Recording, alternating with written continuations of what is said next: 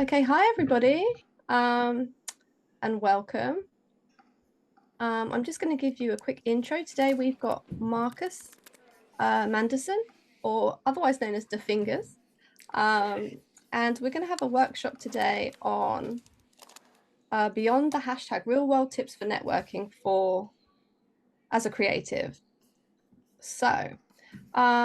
So we're very lucky. Just a quick note to say that we were supposed to be having Eric Campbell, but that got rescheduled because he's not very well. So I'm going to give you guys a brief intro and then we'll hand over to Marcus. Okay, so Marcus the Fingers Manderson is a Virginia-based composer and producer of hip hop, pop, R&B, ambient, Afro beats, funk, disco, cinematic, and sync trailer music with sync placements on networks like Stars, MTV, BET, and Fox, and music featured on projects like museum exhibits and theme park attractions. Wow. In addition to organising panels for music conferences, he's composed music for films such as the indie sci-fi film Hemisphere, which is now streaming on on Amazon Prime Video, Google Play, and Tubi. Fantastic. Okay, right. I am going to hand over to you then, Marcus. Cool. Thank you for the opportunity. And thank you to everyone who has joined in. I have a couple slides, not a couple, I have a lot of slides. I'm going to try to run through them really quickly. I do talk fast. So if you have questions, feel free if you want to interrupt or just drop them in the chat. I'm going to share my screen and just share some insights into how I approach sort of networking as a music creative, I guess, creative entrepreneur. Can you see my screen? So I see some stuff. Okay. I see some thumbs Yeah, up. all good. So I'm gonna roll through. First of all, who am I? I am, as mentioned at the intro, music producer, composer. I'm a family guy. I have a wife. We just celebrated 20 years last month. I have two kids, daughter, son. Our daughter's actually graduating from high school this year. So we're in like college mode, scholarship mode. Composer. I've worked on projects for Disney, Nat Geo, the film Hemisphere, which is now streaming. And then sync licensing placements with Smithsonian, Stars, Fox, MTV. Composer, trailer music composer. Organized panels, as mentioned, for some music conferences, both large and small. And I'm always networking online and offline, which is what we're here to talk about today. So that's a little bit about who I am. If you can share in the chat, let me get my next slide. Just type in the chat who you are. When I come to these events, if you can see my name here, uh, I learned this a long time ago when the pandemic started. Always put in like your name, your handle, and what you do, where you're from, as much as you can. Use as many characters as you can when you join these Zoom chats because you never know. Every comment you make that will show up, and you never know who's in the groups, who's in the chat. Or these Pandion meetups, I've met a lot of great people in the sync space and trailer space, so you never know who is watching or who's in the room.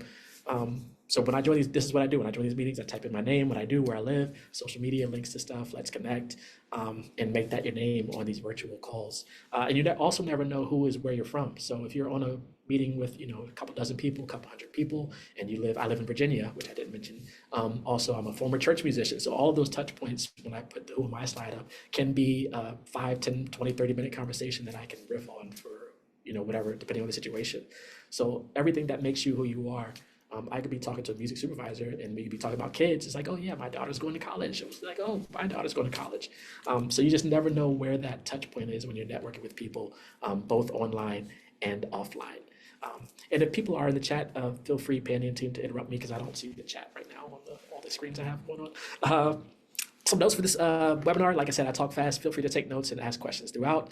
And I like to think of networking from three perspectives. Networking with people at places about things. So for example, you're gonna network with the Pandion team on a Zoom call about sync licensing or about networking. So I try to approach it from those three sort of perspectives. And networking is an exchange of information. It's an exchange of resources. It is exchanging opportunities. A lot of people approach networking as from a what can I get from you perspective, and it's really a two-way street. You're trying to build relationships with people, and it can take time. It can take years. I've known people who make great music, and I haven't made music with them yet. It's just we've been friends for years. Jared, who was a former Pandion guest, Alua, I've known him. I had him on the NAM panel last year, and I've known him for I guess almost 2 years now. And we just worked on music. We actually did a theme song for NAM this year. But I've known him for a couple of years. So there's people that you might know that you might never work with, but you like hanging out with them. You like, going to the bar, just talking music with them. So network is a tool for career development, business growth, personal growth.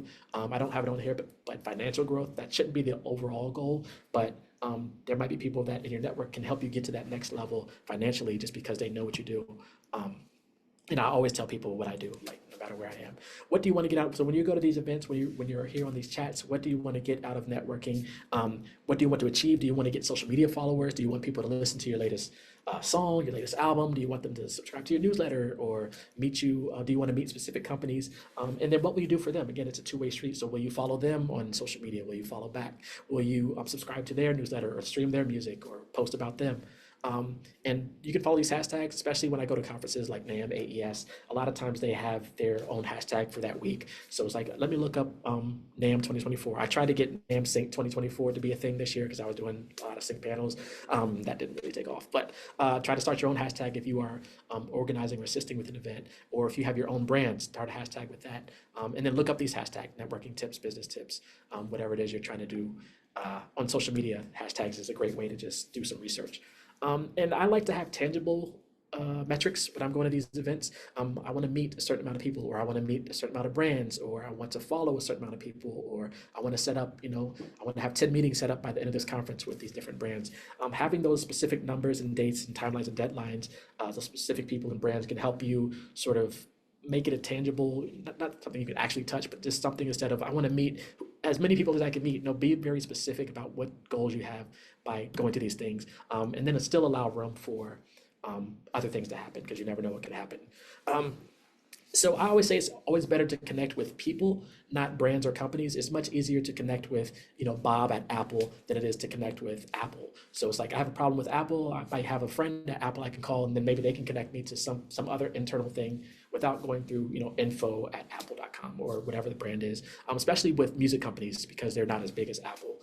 I've had the same Sweetwater rep for almost 20 years. And I literally just ordered something from Sweetwater this week. It was like a $20 thing. And I reached out to him, was like, hey, can you get a commission off this? Or is there some way I can, help you out by ordering this thing? And he was like, no, not really, but, let's catch up. So you just never know when you have your key person at these companies, and then they can connect you. In fact, I asked him about connecting me with an opportunity with Sweetwater that I found out about that I want to present to them.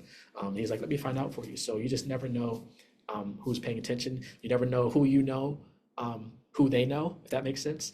People know people. I like that. I never said that before. So Jordan, I don't know if Jordan's here. Jordan had the grand plan of providing some like actionable scenarios. So I'm gonna have some scenarios throughout, and I gotta see if I can find the chat. So scenario one, in the chat, or if you want to type in the chat, you're attending a virtual sync licensing conference and you notice a music supervisor who uses music that you create. How do you initiate a conversation and make a memorable impression? For example, Bob wrote that Bob does pop and country. So let's say you're at a conference and you see a music supervisor who is, Jordan's not here, but she says her love. Okay, all love to Jordan. So if you want to type in the comments what you do, if you are attending a virtual conference and you notice a music supervisor that can help place music that you create, what would you do in that situation? And I'm looking through the comments now. I see the chat going. I see singer-songwriter from London. I needed a UK artist for a trailer brief a couple days ago. See, so in my mind, I'm like, oh, I'm seeing people here. So let me tell you what I would do if I was at or when I do go to conferences like this. I usually have Set in Disco, which is the platform I use to catalog my music, different playlists. So I have a trailer playlist, I have a sync licensing playlist, I have pop music playlist, and I have a playlist that has a little bit of everything, like a smorgasbord. And usually I have that ready to roll, so I can go up to music supervisor and say, hey, what is it? Or I should already know when I meet a music supervisor what they're looking for, what they have worked on. And hey, I've created music similar to the show that you worked on. I have a disco playlist. What's the best way to send it to you or your team? Jody Lynn says, try to find a common denominator. Yes, that's exactly. So when I had that first slide, it said, who am I? That common denominator, I should have used that word. Anything you've done in your life, like I said, I have a wife, I have kids. I used to play in church. I'm a Hammond organ artist. Play piano, play keys. if you're at a conference, you're all there for a common reason anyway. So that can be the denominator. Hey, what are you doing here? Where are you from? And then next thing do you eat food? It can be very, really high level. Everyone, for the most part, eats and drinks something. And Bob says, ask how you can help them out. Yep, we're gonna get to that, Bob. You're right on it. I like the show that you worked on this type of music, Pat. Exactly. Try to find like it helps when you already know stuff that they do, and if you already know what they need help with. Um, I have this thing that I don't know if I created it, but it's called the Power of Five. So try to find five key contacts that you have a direct connection with. By direct connection, usually at least a cell phone number where you can text them is great. Direct connection within a category. So, for example, if you are a recording artist, you might want to have five mixing engineers, or five producers, or five people that can help you with PR, or five collaborators that you can call on. And the idea there is, if I get a sync brief and I needed a UK artist for a sync brief, and I don't have any, like I have some drill artists, but I needed a UK singer specifically from London. They had to be from London. They couldn't be born in London and live in the US. They had to live in London currently, or in the UK. So I needed that a couple days ago, and I didn't have at least anyone that I knew of off the top of my head. So now I'm like, okay, I got to make sure I get my five people that I can call on when I need that specific thing for a brief that I need to fill out, or have music for within a day or two. So it goes across, whatever genre. I need a drill artist, so I have five drill artists that I can call on now, or five rappers, or five singers, and it could be more or less, but at least five. That way, if you call on one, you're like, hey, I need to work on this project with you, and they're unavailable. You at least have four other options. Chances are two or three might be unavailable. Lisa, definitely shoot me a DM. Two or three might be unavailable, but by the time you get to that fourth or fifth one, chances are they're available. And if you end up needing more, then maybe you need more. Yeah, UK right now. UK Afro beats, Spanish, like Latin. They call it Latin pop, but Spanish language music, reggaeton, and even like Latin, like R&B, Spanish R&B. So this is a spreadsheet I found from a newsletter by Sean Johnson, or an article by Sean Johnson. He said his friend created this. You don't have to do this spreadsheet, but I do like spreadsheets. I also use spreadsheets to sort of catalog stuff. And you can add, this isn't my spreadsheet, this is just an example. So let's say you have a spreadsheet, they call it the 525 150 networking, where you put like your goals at the top, then you have your five most important contacts, maybe a little blurb of what you know about them, and then your next 25, or your next 125 or 150. You don't have to do it at this level, but it does help to know where you met someone, what they can help you with. I do have spreadsheets of my collaborators that I work with, where I have, if it's green, that means I'll continue work with them. They're fast. If it's yellow, they might work great, but they're a little slower. And then if it's red, it's like I'll never work with them again, whatever reasons, things didn't work out, or business something didn't happen. But I don't have many red, maybe like one red on my spreadsheet. Some benefits of networking. It may take years, as I mentioned earlier, before someone you've connected with can use your talent or service, but that doesn't mean you can't enjoy what building that relationship can offer, and their network becomes accessible. I'm not going to read all that. And then you also get the different perspectives and new knowledge from building your network. I worked at an event in Atlanta last month called Sync Spotlight, and it was an event with different panels. It was a one-day event, but the day before there was a networking event, and I invited some friends in Atlanta out to the networking event, including the Grammy Recording Chapter president of Atlanta, and a big songwriter who you'll hear about later in this presentation. And the first night, there was a music supervisor from AMC. He was staying at the hotel that a lot of us in the music supervisor were staying at, and he was hanging out in the lobby talking to people until like 1 a.m. And I was like, this is insane. And then he's sharing like music that he's looking for. These aren't briefs. He doesn't send briefs out to sync libraries. He works directly with artists, and he's like champion of that. And I was like, yo, this is like crazy. So there is some benefit to working with music supervisors, and there's a benefit to going to these events. The first night he was out in the lobby till 1 a.m. The second night after the event, he was in the lobby until 3 a.m. I was like, I gotta get out of here. Like my plane leaves at like 6. I gotta get to the airport. But he was just in there just talking, and he was providing way more value than just going to the panel and hearing him talk. He was on a panel like 5 other people, but you had that one-on-one connection with him. It was like 10 people in the room, but still, you never know what can happen by going to these events in person. So some networking strategies: identify your network. Who can help you reach your goals? What are your goals? First, you've got to make sure you know your goals. Build your network. Attend events. Attend the Pandion workshops. Join communities. Use social media. Use the hashtag strategy. And then maintain your network. Communicate. Offer help. Show appreciation. You saw in the comments earlier some people saying, offer help. How can you help them?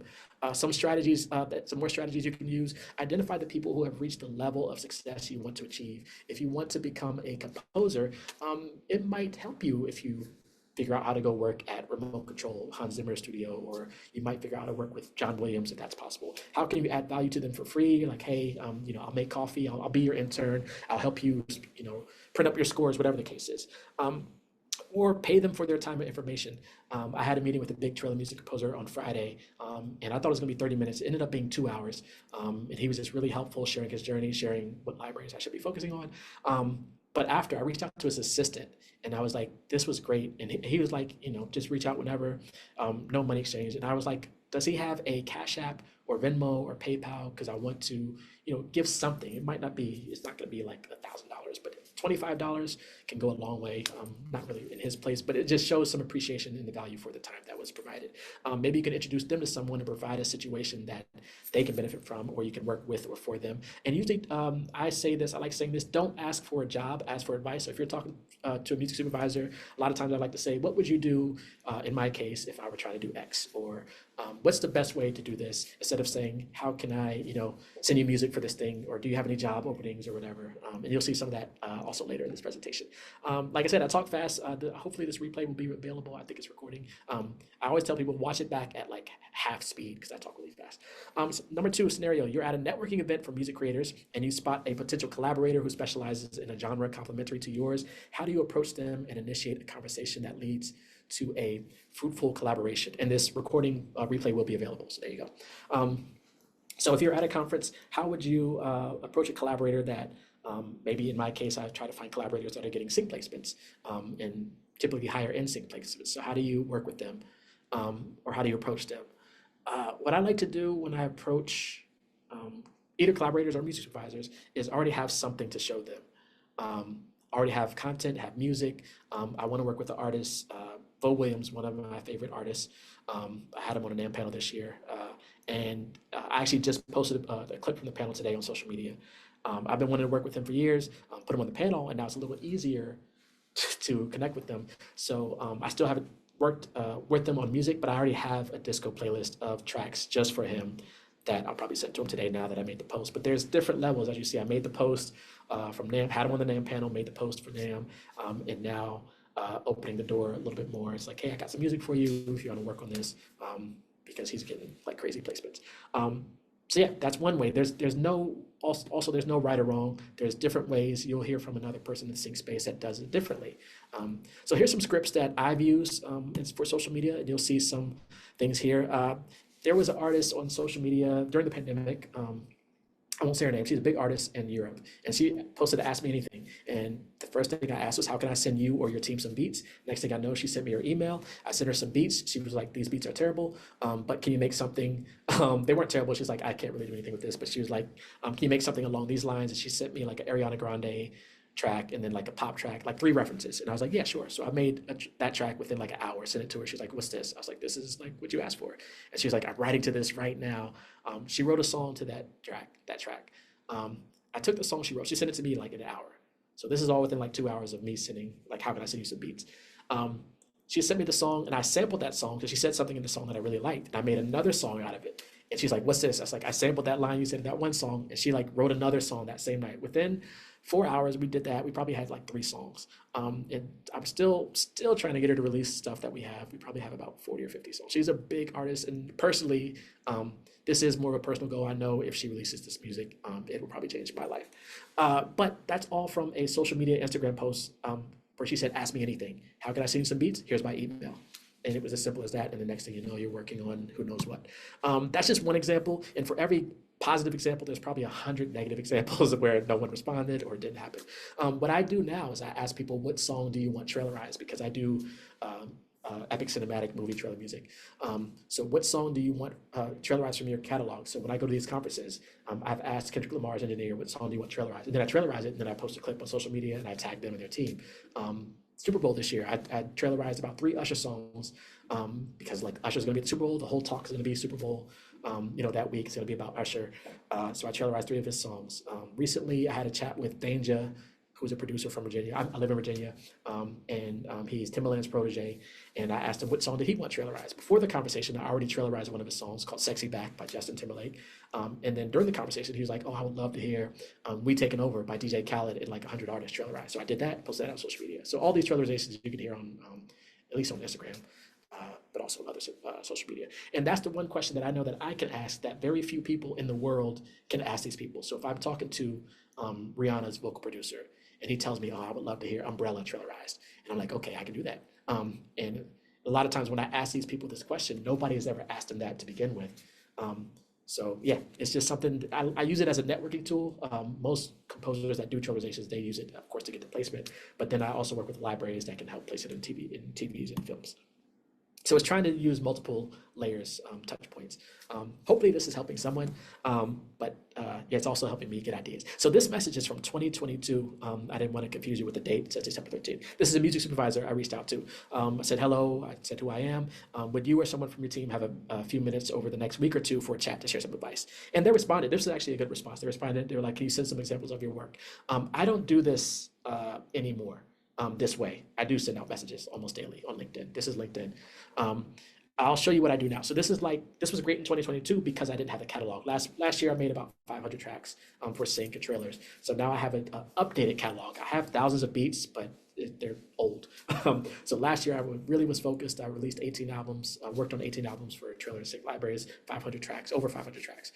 So I don't do it that way anymore. What I do now is I say who I am. This was actually around the holidays. Happy holiday. Here's my link. I already send the link. That way I'm not waiting for them to say, oh, email it here or do this. And a lot of you might have heard of some past Pandion conversations. Disco is the preferred platform for a lot of sync licensing people, music supervisors, sync agents, sync libraries. And I automatically send the link already. I have a sync sampler, I have a trailerization sampler, I have a trailer sampler. So depending on who I'm reaching out to, I'll send them whatever link is appropriate for the contact. And then I already send it, and then a lot of times they respond, they listen to it, or they say, I'm going to send this to whoever. But I don't wait for them to say, oh, send it here. I'm already doing more the proactive approach. So that's how I do it now. This was a message from 2022. This is a orchestra owner who he owns the Northern Film Orchestra over in Europe, and he had posted in a group, and I was like, oh, I did a demo of your library. I've done one thing I also didn't have, I've done over 1,000 demos for libraries and VSTs and plugins. So I was like, I did a demo for your library on PianoBook. Also go to pianobook.co.uk. That is a great resource for free plugins. Pianobook.co.uk. So they have a free orchestra sort of plugin on this PianoBook site. And I was like, I did a demo. And the next thing you know, this conversation, he's like, oh, you live in Virginia? I used to live in Williamsburg. He's like, oh yeah, I live in Manassas. And what made you move from, and then we had a conversation that I had a chat with him on Zoom or Google or whatever. And during that chat, he was like, hey, if you ever need an orchestra, at a heavy discount, let me know. I was like, yeah, I'm not there yet because I'm doing virtual instruments, but I know people that need like a live orchestra. Would you offer that discount to them? He's like, yeah, just let me know whenever. So being able to pass on that discount for, a decent, live orchestra to music creators, yeah, pianobook.co.uk. And what I do, I actually started working on a resource guide. I will send it to the Pandion team to share with you. Hopefully I'll finish it later this week. Of like plugins and resources for music creators. This is a Disney trailer person. Disney trailer person. She was on social media. She posted like, hey, we landed this trailer, or we did this trailer for this Disney project. And I was like, oh, that's great. And she was like, thank you so much. And I said, my goal is to work on a Disney trailer. I got close by working with Disneyland on some music, Disney attraction last year for Disney 100. And she said, send me your stuff. So in this case, I didn't send a link, but she said, send me your stuff. And she put in her email, and she was like, let's chat. I can forward your info to my music team. And I was just like, wait, are you serious? Because I didn't, like, there's some things, this is early on, I didn't expect. Now I'm getting these responses more often. So now I'm sort of not as surprised when they come through, but I was just like, are you serious? I'll send some things over your way, and had some great chats with her. And just you'll see a lot of Disney connections, because that's like my ultimate goal. And I've already worked with them, so I'm not bad, but it's like I still want that Disney trailer. This is another one. So this is a trailer that I posted. So not always, post your stuff as often as you can on social media, because you never know who's watching. So I posted this clip on Instagram, and I mostly focus on Instagram. I do post to like Facebook and LinkedIn. I'm doing LinkedIn a lot more now. But I posted this on Instagram. It's a snippet of a trailer track I was working on. And I used way too many hashtags. I don't think the algorithm likes this many hashtags now. There was a time where they did. But I used way too many hashtags, and then I tag people. So if you see some of the tags here, there's a music supervisor, there's a couple of trailer music editors. And one of them responded, edits by Derek, who I think he ended up doing some Marvel trailers and stuff that he edited. Um, Brian Bickers, who's on there, he's a incredible Disney guy. Justin Raj, he's the artist. I had him on a damn panel last year, hip hop artist.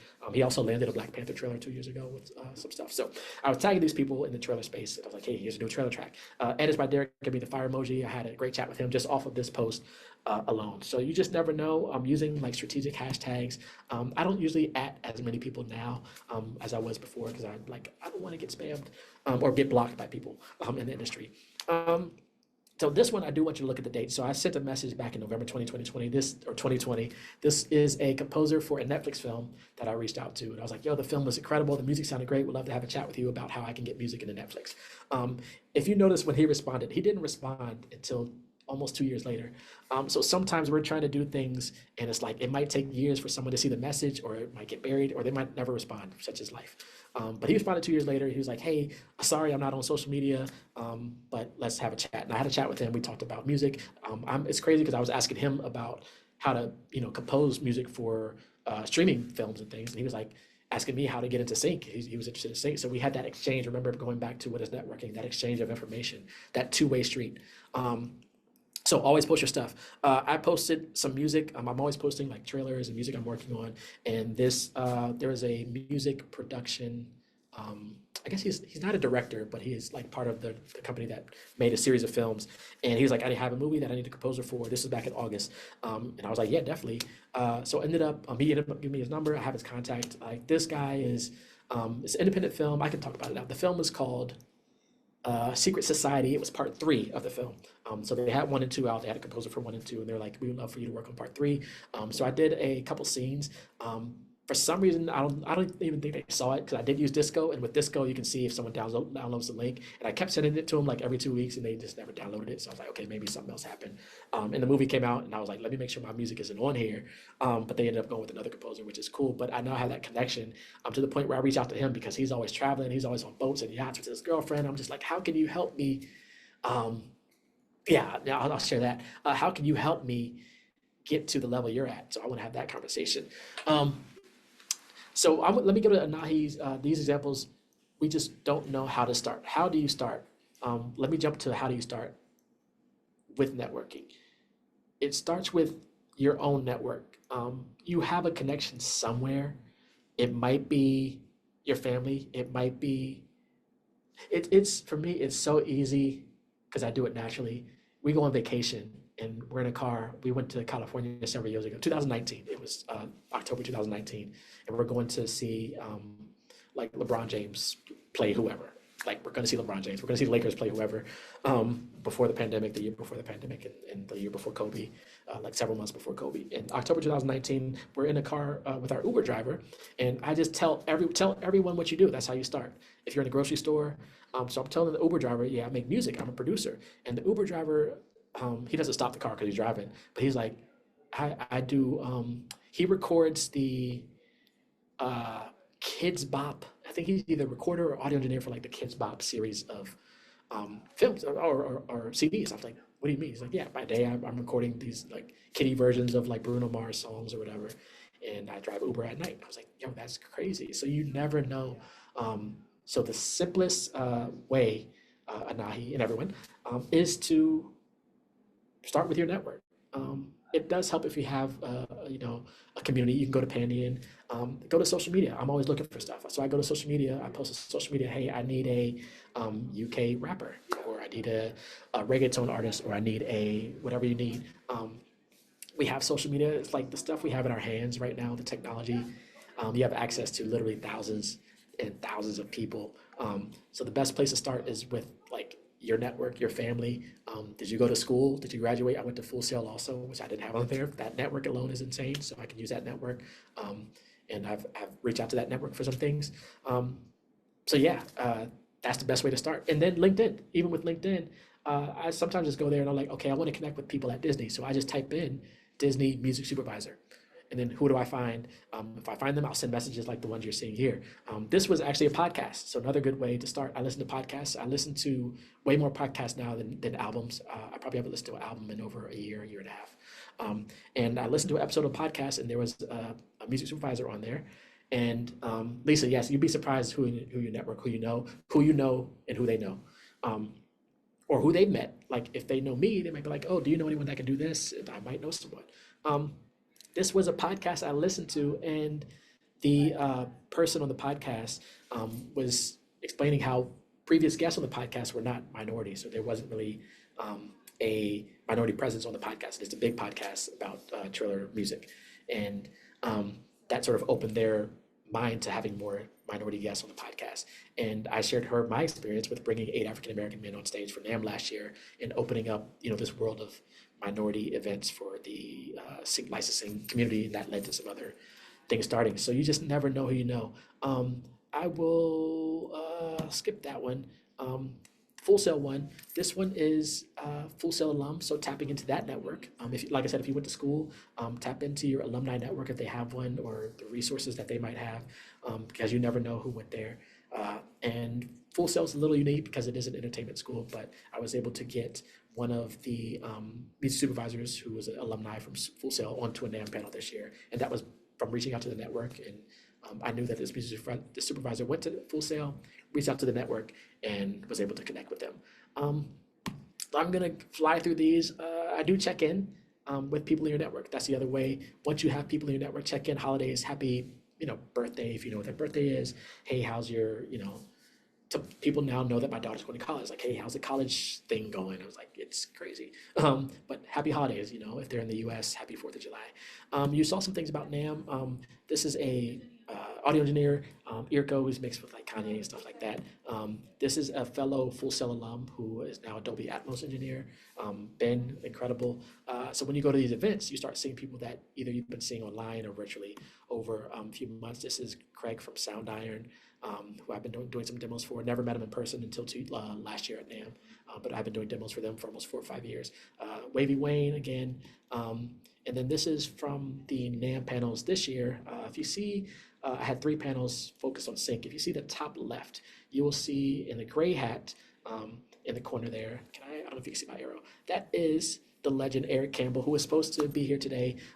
Keep him in your thoughts and prayers. I know he's had some medical things, but Eric Campbell from sus3 Music Control Camp. I met him on Control Camp Clubhouse meetings like years ago when Clubhouse was a thing, and then connected with him.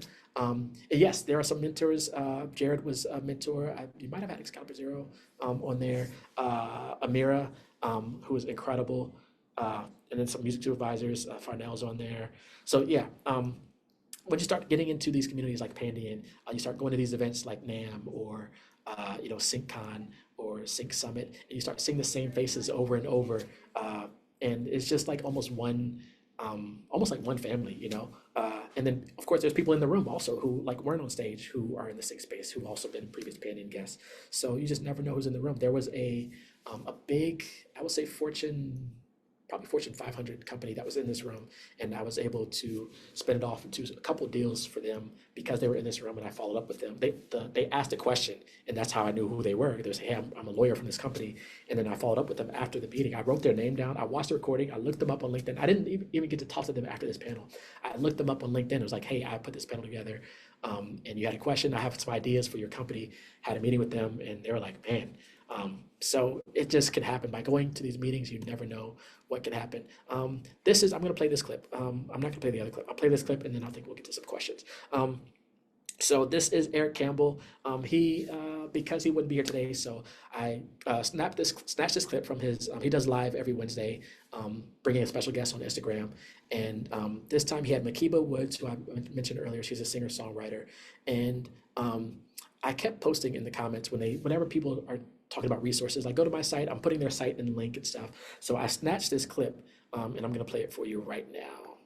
I am on Instagram at Songs by Mac. Make sure you guys check out my company, the Young Dreamers Consultancy Agency. I have a marketing company in New York called Vector Marketing and Entertainment. We're even jumping into management now. I just signed this pop punk artist from Toronto, Victoria Alex and Angel Carr.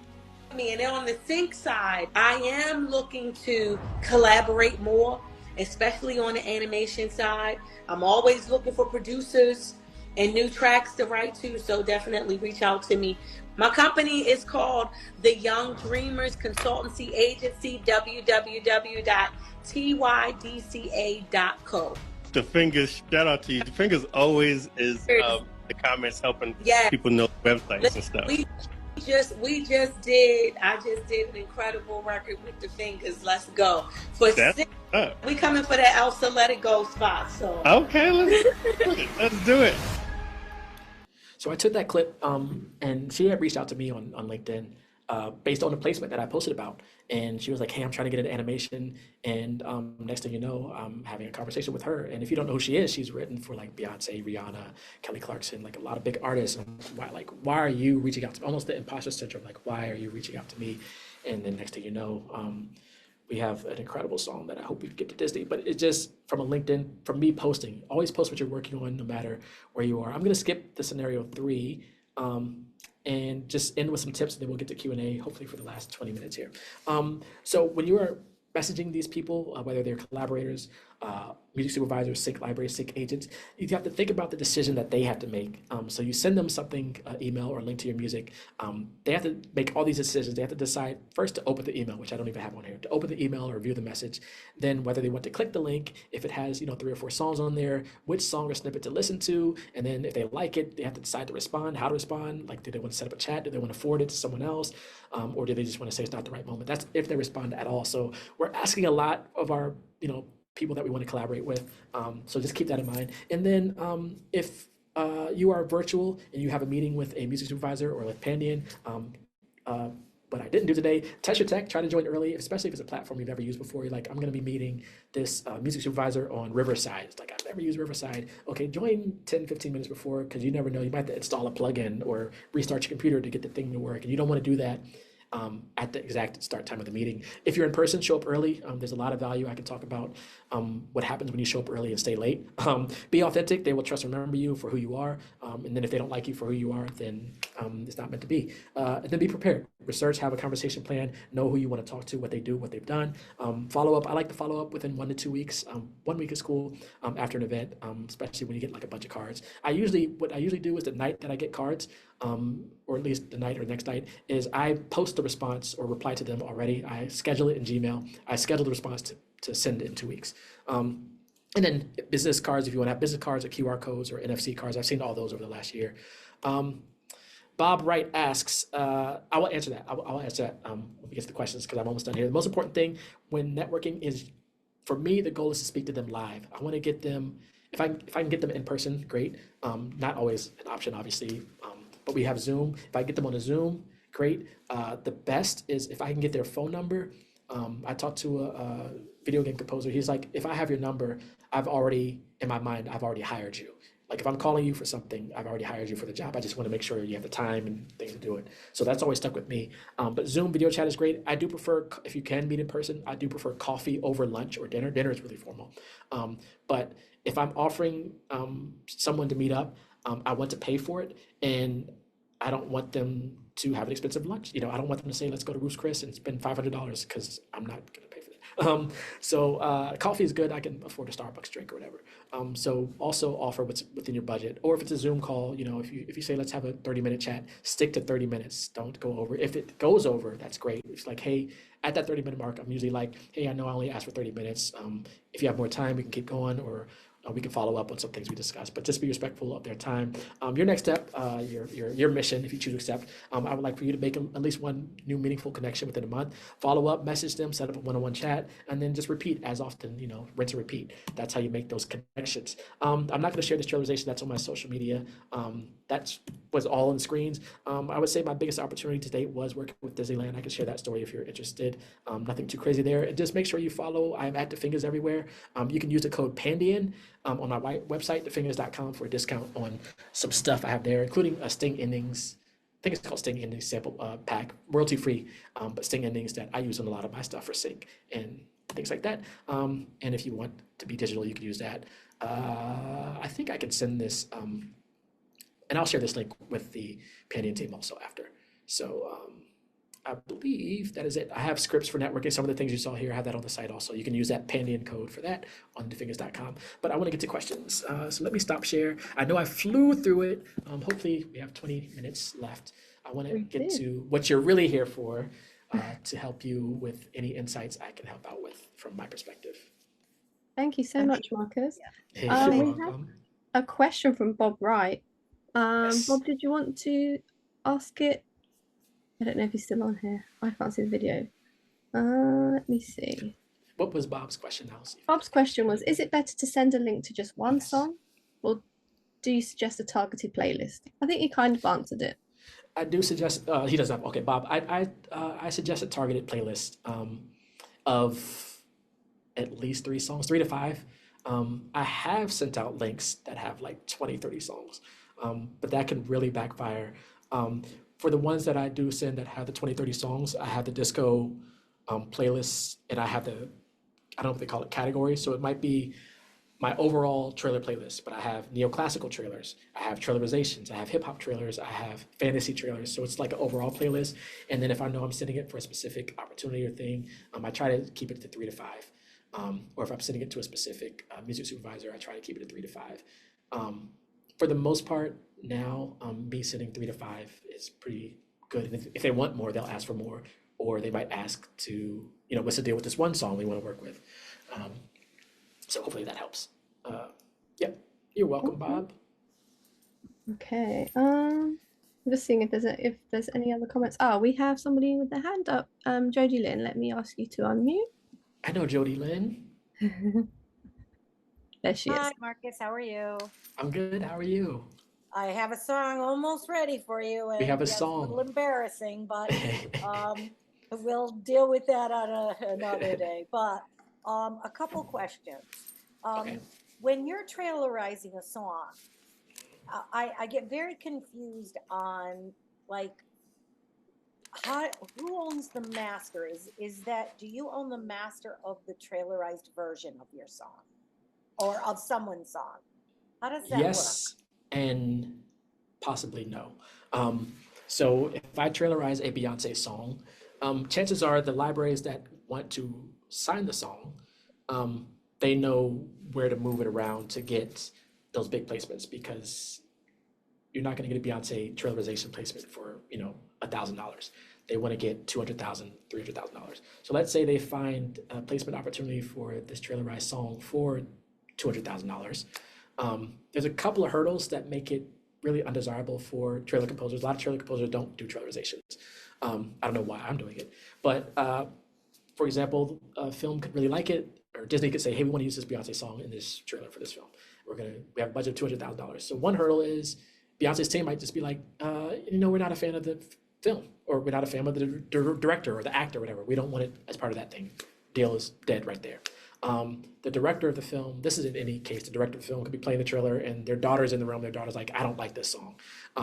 That could kill it. So anyone in the room. The other side of it is if everything goes according to plan and it's a $200,000 placement, Beyonce's team could be like, hey, we're taking $150,000 of this thing. Still, I'll take $50,000. Like, I'm not going to complain. But most of the money is going to go to the artist. The real value there is probably the clout that you get for the placement. Of course, if they can command a higher fee. The artist or their team or the producer will probably own the majority of, they'll definitely own the publishing because they wrote the song, even though a lot of times, even with trailerizations, I'm not using the whole song. It's not a remix, it's a trailerization, so I'm just using parts of it. And then the music, well, technically, it's sort of like I own the master because I created the music. It is inspired by the original.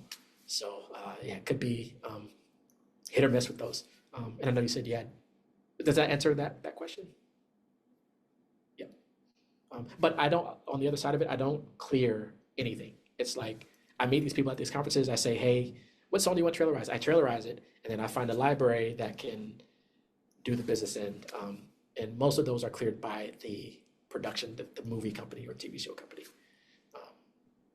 So you're not really doing that by yourself, doing your own split sheet and trying to get it, trying to get it used somewhere. You let the people kind of that own the song take care of the business end of it. not the people that own the song. There are trailer libraries, almost like sync libraries. There are trailer libraries that I know that specialize in placing trailerized versions of songs. So I pitch it to them. A lot of times they want to have exclusivity for like a year or two, which makes sense for that trailerized version. Oh, Yeah, Thank if you. that helps. thank you. So yeah, Marcus, I just have a Yes. question. Rebecca here with Pandion. So Hey, when you Rebecca. are, hi, so when you are working with Beyonce or something, you know, like obviously you're going to do it ahead, or I've heard you say you have a trailized version ready for them. And so since you're doing this beforehand, do you just take a copy of something that's released and then just do a trailerized version with that, or do you somehow get the stems? How do you do this? So very rarely do I get stems. Sometimes I get briefs for, hey, can you trailerize a song? And sometimes they send stems. right. Sometimes they send stems that were created with AI. Most of the time I use AI. I use Isotope RX. Yeah. And Well, I get, yeah. you're getting secondary, quality. So then what do they, so then once they approve of the song, do you get the stems and kind of redo the song a bit? I haven't yet. And Okay.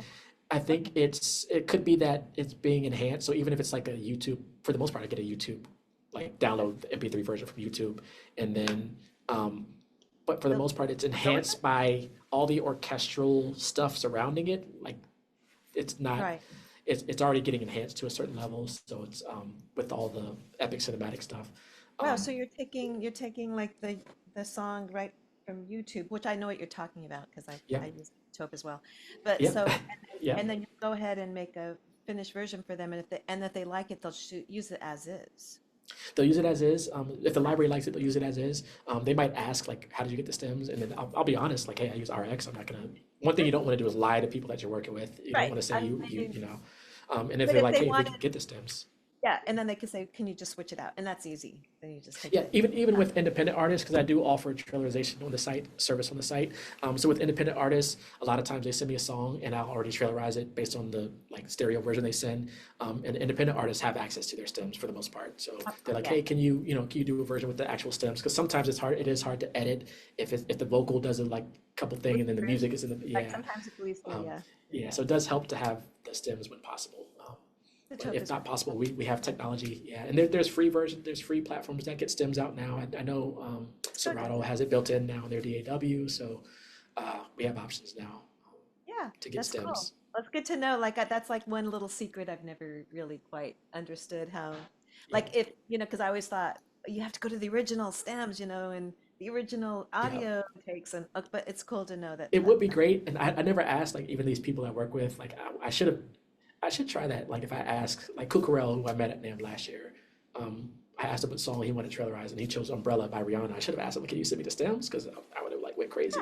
Especially when you But start getting into Atmos, yeah, when you're gonna need all that. Yeah. yeah, Okay. yeah, Well, that's so cool. Okay, well, it's good to know. I'm glad you're able to do that. That's amazing. yeah. Okay. Does anyone else have any questions? You can raise your hand digitally, or you can just raise your hand in the camera.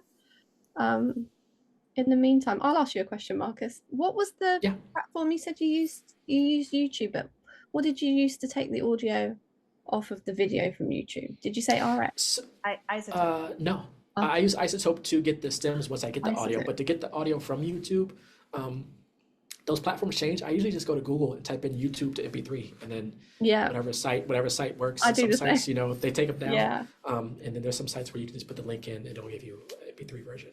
yeah.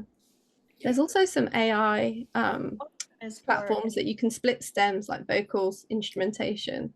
Yeah, that I I've know been- Lala AI. I That's don't the know how to one say I've it. been Lala using. AI was big, one of the big ones.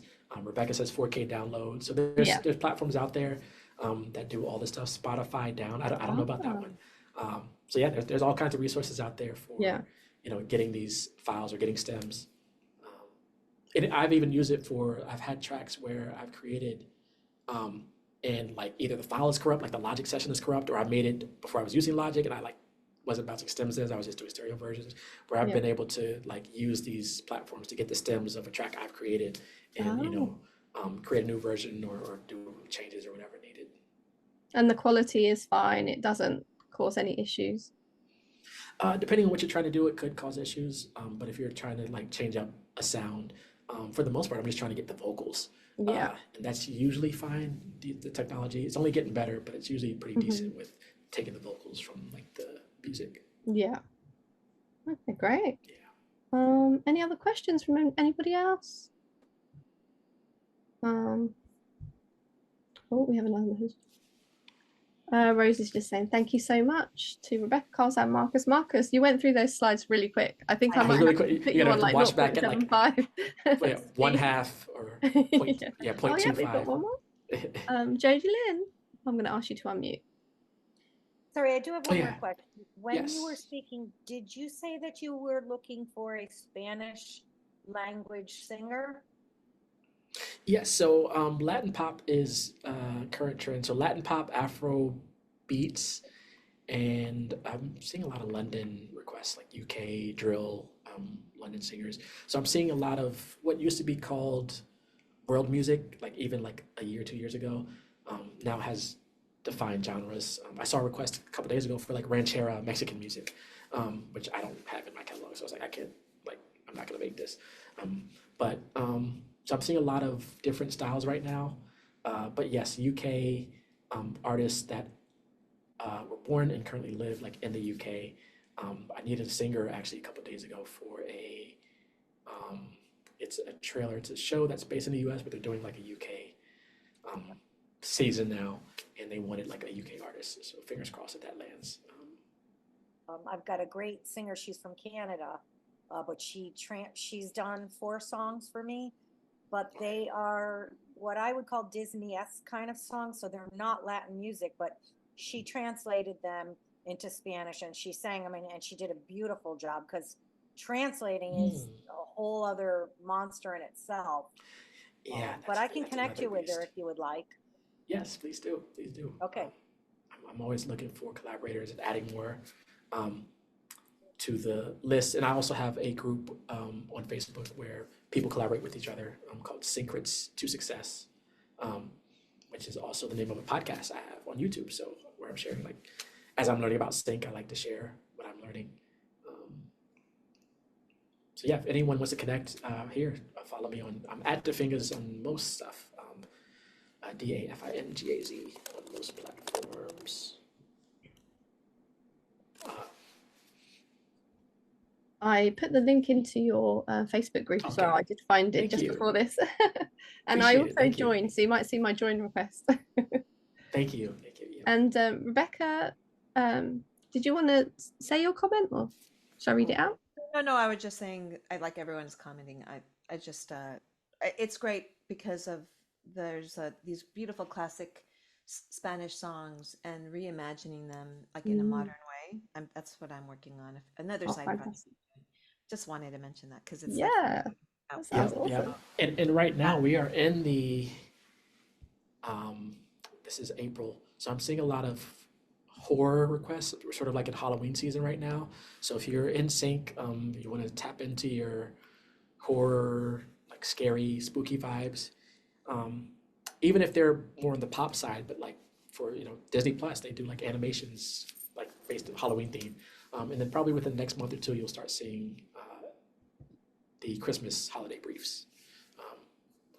So now's a good time to start getting into that mode. Usually with sync, we're about 6 months out from the future. So it's like 6 months from now, it's going to be happening. Start making music for that right now. Awesome, thank you so much. I'm just going to put some useful Pandion links in the chat. That's kind of it's kind of like a link tree, but it's on our website. So you'll see all of our workshops on there. There'll be replays.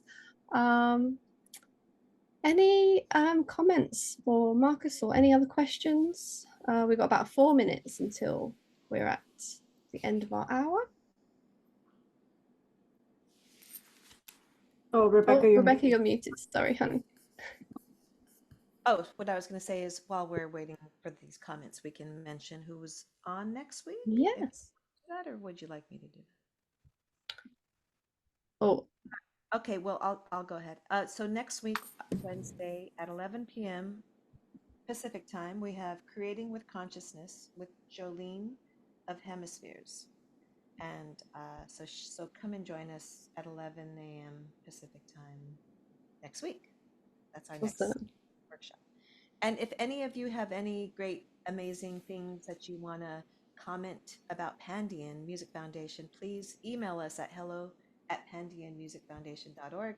And we sometimes will use your comments or post them, but also it's for when we're applying for grants or for donors, please feel free to say if you're getting anything amazing out of it. That would be great. Yes, please. We've had some really lovely testimonials, and please keep them coming because they're really useful. And just to add then that Marcus is going to join us for the Ask Me Anything thread on our creator circle. So if you do think of any questions that you haven't asked, then please do post them there. And if there's is there anything else or any other comments? If not, we can end here and then continue. I see Bob.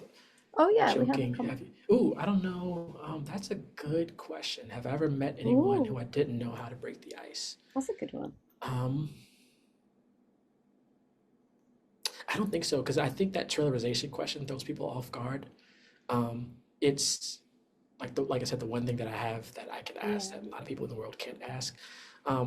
And usually, if I'm going to meet someone, if depending on the level they're at, I might already know. Like if I'm going to NAMM, I already know that there's going to be a certain amount of people there. There's going to be engineers, producers, singers, songwriters. So I might have questions already prepared for them. A lot of times you can just use like AI, like, hey, what are some good questions to break the ice to ask people? When the Sync Spotlight event that was in Atlanta that I was the manager for last month, the music supervisor was just out there answering questions, and I think he was ready to turn in for the night. It was like maybe 11 p.m. And the bar was still open. So I was like, hey, do you want a drink? And he's like, no, I'm cool. And I asked him, well, what if someone else is paying for it? And he was like, well, in that case, I'll take a ginger vodka. So I bought him a drink. So it's like, you just never know, literally breaking the ice. He had whatever he had. But now it's like, if I reach out to this guy with anything, it's like, hey, remember me? I'm the guy that bought you a drink at the bar in Atlanta at that event. So when you start going out to these events, start to make those connections, it does help to remember, what people say. For one of the panels I did at NAMM this year, that was the icebreaker for the panel, the music supervisor panel. The first question I asked was, what is each music supervisor, what is their drink of choice? Yeah. And I told people in the room, like, to make note of what they say, because you might see them at an event, or you might see them a year from now. And it, to me, it'd be impressive if it's like, hey, I know that. I remember a year ago, you said you liked this drink. I ordered that for you. I knew you were going to be here. Here you go. You just never know. Linda says Sync Spotlight was great. Yeah, Sync Spotlight was awesome. These music conferences, you definitely want to get out and show up and show out if you can, get there in person. That's where a lot of I don't know, did Jody had a question? That's where a lot of events, with networking, I've gotten a lot more opportunities that aren't advertised. They're not in a brief. They're not posted online anywhere. I've gotten more opportunities from me, like posting online, or for me going to an event, more of the here's what I do approach, as opposed to how can I help you? And then people reach out to me and say, oh, we like this project you did. Can you work on music like this for us? Or, can you do something like that, for our end? Or can we use this actual thing you posted? So that's part of the reason why my aim is to post. I try to post something every day. Lately, it's been the snippets from the NAMM thing.